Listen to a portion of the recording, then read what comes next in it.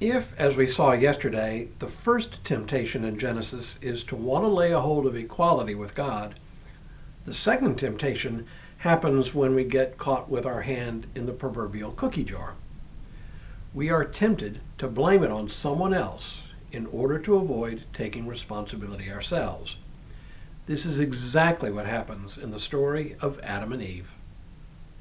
Hello, I'm Stuart Baskin, pastor of First Presbyterian Church of Tyler, Texas, and this is your daily devotional for Tuesday, February 24th, 2026.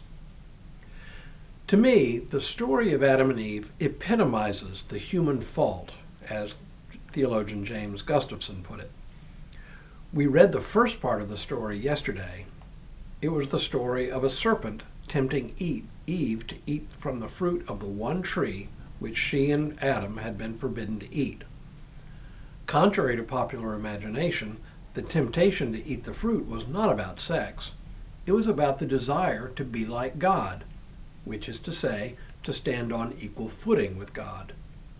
Having eaten the fruit, they quickly realized that this knowledge is not all that it's cracked up to be. They suddenly become aware of the fact that they are naked, and they make clothes to cover themselves. Now, God returns to the picture.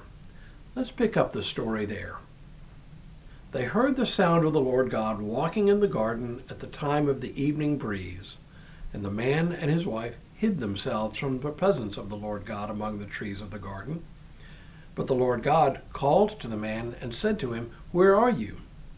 He said, "I heard the sound of you in the garden, and I was afraid because I was naked, and I hid myself." He said, "Who told you that you were naked? Have you eaten from the tree of which I commanded you not to eat?" The man said, "The woman whom you gave to be with me, she gave me from the fruit of the tree, and I ate." Then the Lord God said to the woman, "What is this that you have done?" The woman said, "The serpent tricked me, and I ate." So, this is a tour de force of passing the buck. Let's leave aside some of the curious details of this scene, such as how it is that God walks in the garden and doesn't know where Adam is. God's first question is already met with dissembling. "Where are you?" asks God. "I heard the sound of you in the garden," replies Adam, "and I was afraid because I was naked and I hid myself." Really? In the first place, Adam has already covered his nakedness with a fig leaf loincloth. He's not naked anymore, but he is afraid. He's afraid of what's coming next. Now the other shoe drops, and Adam makes an even bigger mess of things. "Who told you that you were naked?" asks God. And now God asks, I imagine in the same voice a parent would ask a child who's been caught red-handed, "Have you eaten from the tree of which I commanded you not to eat?" This is decision time for Adam. He actually has a number of options open to him. If modern-day crisis managers were to advise him, they would tell him, tell it early, tell it all, and tell it yourself. In other words, get ahead of the problem. Don't compound the problem by lying about it or making weak excuses. Adam would qualify as the poster child for how not to handle a crisis. Not only does he attempt to minimize his culpability, but he actually tries to blame others for his choice. Listen again to what he says while I exaggerate a little bit for effect. "The woman whom you gave to be with me, she gave me the fruit from the tree, and I ate." In the first place, it's God's fault for giving him the woman in the first place, and it's the woman's fault for giving him the fruit. Only then does he fess up, "and I ate." This story rings true to me. It sounds exactly like what small children do when caught doing something they've been told not to do. But not only small children, all too many adults never learn the lesson.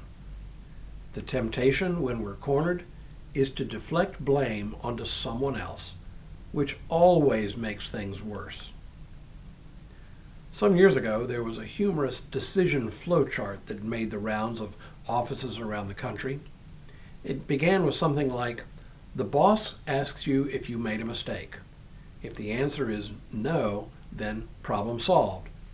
If the answer is yes, you did make a big mistake, then the first step is this. First, assign blame.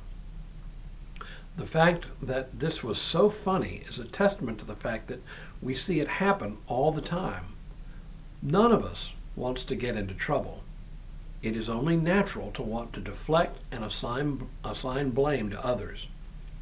But it is a temptation we would do well to stare down. So, if the first temptation is to want to stand on equal ground with God, the second temptation is to try to blame others for our failures. And it's all there in just a few verses in Genesis. Tomorrow, the devil made me do it. Or did he? But for now, may God continue to bless you and keep you in all that you do this day and in all the days ahead.